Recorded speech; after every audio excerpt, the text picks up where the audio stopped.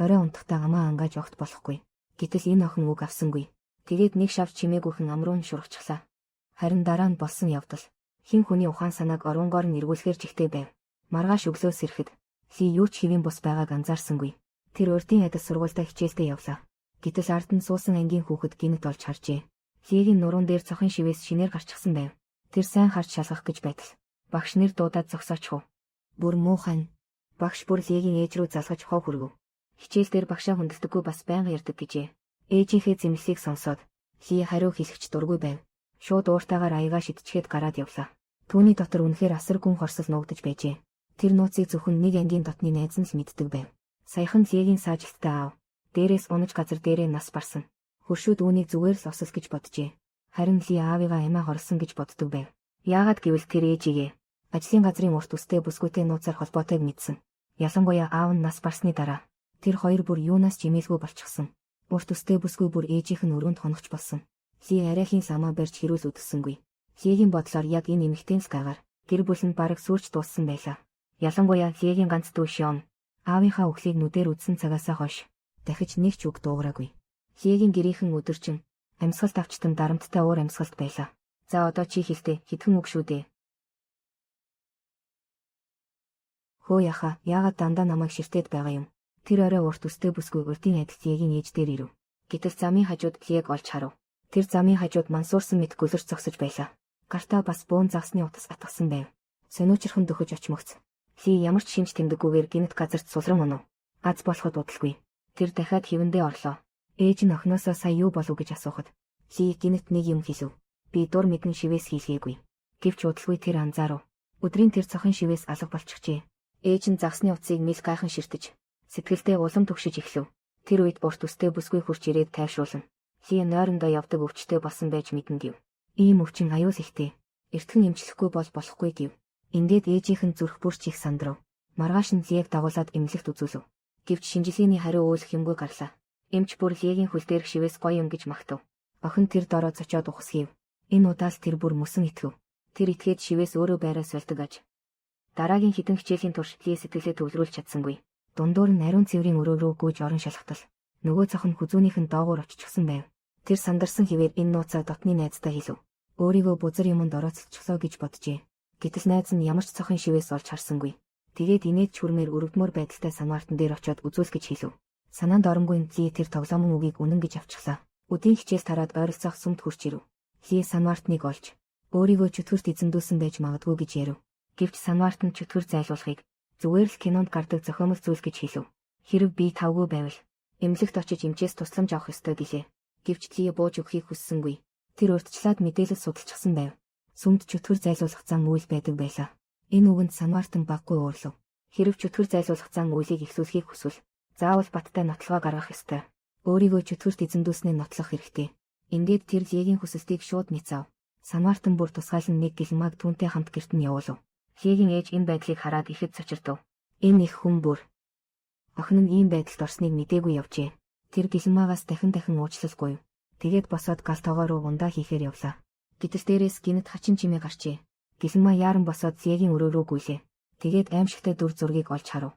Ли таазанд жигтэйхэн наалтчихсан байлаа. Тэр зөнгөөрөө ойртон яг юу болсныг харахаар очтол. Ли гинэт агаараас доош савн унжээ. Гэвч удалгүй ухаан алдав. Ээж нь түргэн алхсаар дээш гарч ирэн туслав.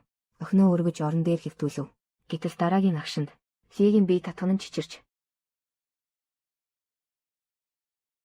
бүү илүү оролц гэж хаяад тэр чигээрээ орон дээр хөшиж унаад хөдөлсөнгүй. Лигийн харц удалгүй дахиад сэлмсэн ч ээж нь айсандаа яахаа мэдэхгүй байв. Энэ удаа бүр тэнэг хүнч ойлгохоор охин нь чөтгөрт эзэмдүүлжээ. Харин Ли бодит байдлыг тун хурдан хүлээн зөвшөөрөв.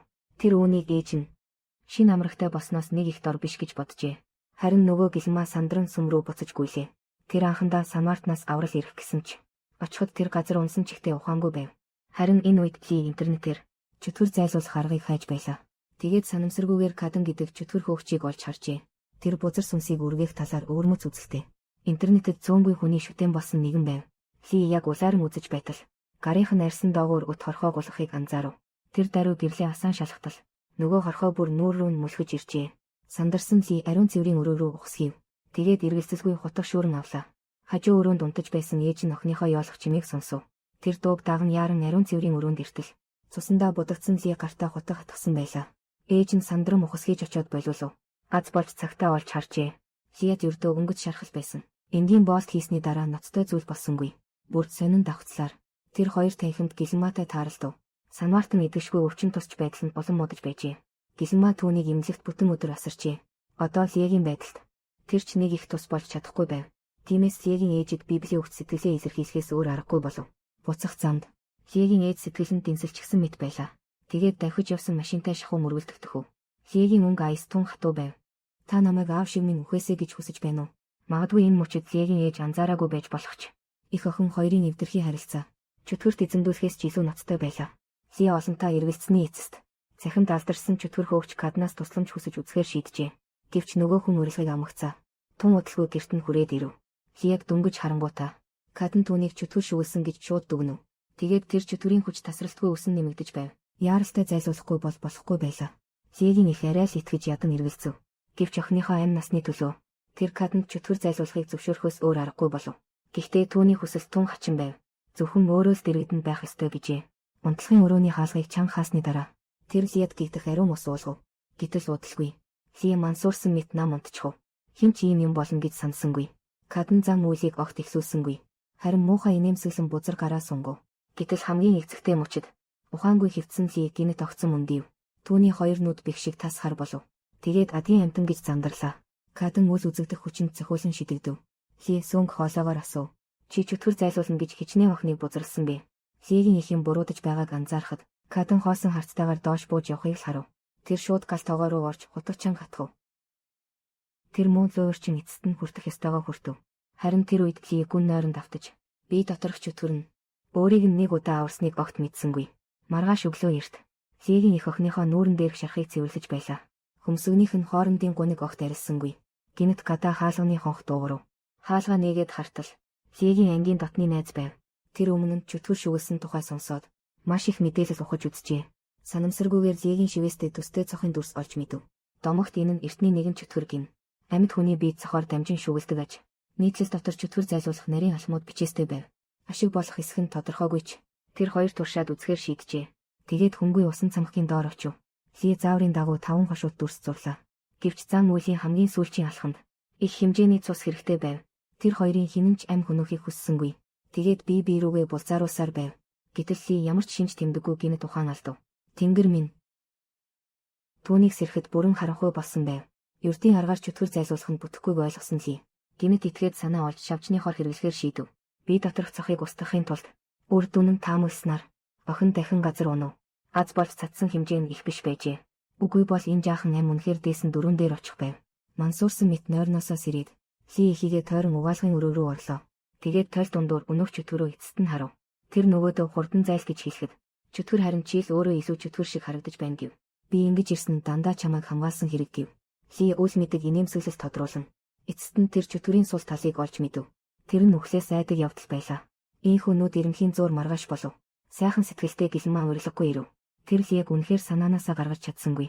Тиймээс чөтгөр зайлуулах хэдэн арга туршиж үзэхээр шийджээ.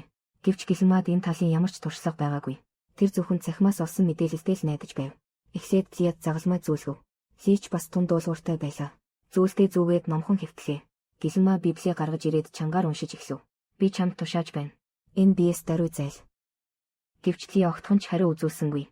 Цахимаас олдсон юмд тэр бүр итгэж болдоггүй бололтой. Ли өчигдөр шөнийн яриагаа саналаа. Чөтгөрийг хүчээр гаргах арга өөрт нь бий гэж хэлсэн билээ. Тэгээд тэр хутга шүүрч аваад өөр рүүгээ чиглүүлв. Болохгүй. Гинэт асар их хүч савн гарч ирэв. Нөгөө чөтгөр дахин ил гарч ирлээ. Тэр үнэхээр Лиаг өгчих вэ гэж имэж байжээ. Гэлэнмаа тун тайван харагдав. Учир нь тэр энэ чөтгөрт хорлох санаа алга гэдгийг ойлгосон байв. Эс бөгөөс Лиаг аврахгүй байх байсан. Гэвч чөтгөрийн хандлага тун ширүүн байв. Тэр загалмай өөрт нь өчүүхэн ч нэмэргүй гэж даапалав. Учир нь өнөөгийн шашны зүтгэлтнүүдэд итгэл үнэмшилдэх зүйл үгүй аж. Гэлэнмаа дахиад хэдэн үг тайлбарлах гэсэн ч чөтгөр бүдүүлгээр тасалдууллаа. Тэр Гэлэнмаад Лиагийн бие дээрх шархыг харуулв. Тэр бүхнийг санваартан үлдээсэн байжээ. Гэлэнмаагийн нүүрэнд ичгүүр тодров. Тэр санваартан өвчнөдөө тарчилж өгөхөөс наагур болсон гэж чулуухан хэлв. Энэ бол хүртэх ёстой шийтгэл нь байсан гэв. Ингээд тэр урьдчилан бэлдсэн ариун усаа авлаа. Амандаа Библиэс чангаар уншин тарнив. Санаанд оромгүй энэ арга ёстой л ажиллав. Лиагийн төрх гинэт царцав. Тун удалгүй орон дээрээ суларч унаад ухаан орлоо. Гэлэнмаа үннийг хэлэхээс өөр аргагүй болов. Энэ чөтгөр Лиад хор хүргэх санаагүй байжээ. Түүнийг энгийн аргаар огт зайлуулж чадахгүй байв. Лигийн нүдэнд уурын оч гясхив. Тэр бушуухан гэрээсээ гарлаа. Шулуун явсаар өндөр усны цамхгийн дор хүрэв. Гэлэнмаа юу болоод байгааг үл ойлгон араас нь гуйлээ. Харвал Линүүд ирэмхийн зуур цамхгийн оройд авирчээ. Тагийг сөхөд шууд дотогш үсэрчв. Тэр амиа хорлох замыг ч үлцээрлв. Зөвхөн биедэх чөтгөрийг л гаргах гэсэн хэрэг. Ли живхийн даваан дээр. Гэлэнмаа хамаг хүчээ шавхан. Түүнийг шууд татан гаргав. Ли зөнгөөрөө хідэн балга ус бөөлжин гаргалаа. Нөгөө хачин цогч бас дагаад нисэн гарч ирэв. Охин өгөхөөс буцахгүй шийдсэн байж. Эцэст нь биедэх чөтгөрөө хөөн гаргав. Гэвч өөрийг нь аварсан Гэлэнмаад тэр талархсангүй. Харин ч түүнийг доош түлхчихв. Яг тэр үед усны цамхагт ирсэн Лигийн ээж. Дүүгийнх нь хамт энэ бүхнийг нүдэрээ үзв. Тэд дахин яг адилхан цочролт автлаа. Дүүгийнх нь ой санамж гинэт тайлагдав. Тэр эцэст нь насан туршдаа эргэж харахыг хүсээгүй тэр дүр зургийг саналаа. Эгч Ли аавыг нь шатаар өөрийн гараар түлхэж унагсан байжээ. Гэвч түүх үүгээр дууссангүй. Урт өстэй бүсгүй унаагаар явж Лигийн ээжийг эргэхээр зэхэж байлаа. Гэтэл эргэлт таарах мөчид толгой нь шууд тас цавчигдав. Кино энэ хүрэхэд бүх үнэн ил болов. Жинхэнэ алуурч нь охин Ли өөрөө байжээ. Тэр өмнө нь замын хажууд загсны утас барин мэлрээд зогсож байсан нь. Үнэндээ урт өстэй бүсгүй хөнөөхөөр завдаж байсны хаж. Гагцхүү доторх чөтгөр нь хүчээр байлуулсан байна. Лиад шүлсэн тэр чөтгөрийг хэн ингэж бодох вэ? Жинхэнэ зорилго нь түүнийг цааш бузар үйл хийхээс хориглох явдал байжээ. Энэ эргэлт ёстой санаанд оромгүй байлаа. За ингээд өнөөдрийн тайлбар энэ хүрээд өндөрлөе. Өөр бодолтой хүмүүс байвал цааш ч анхааралтай дагаарай. Дараагийн дугаарт уулзъя.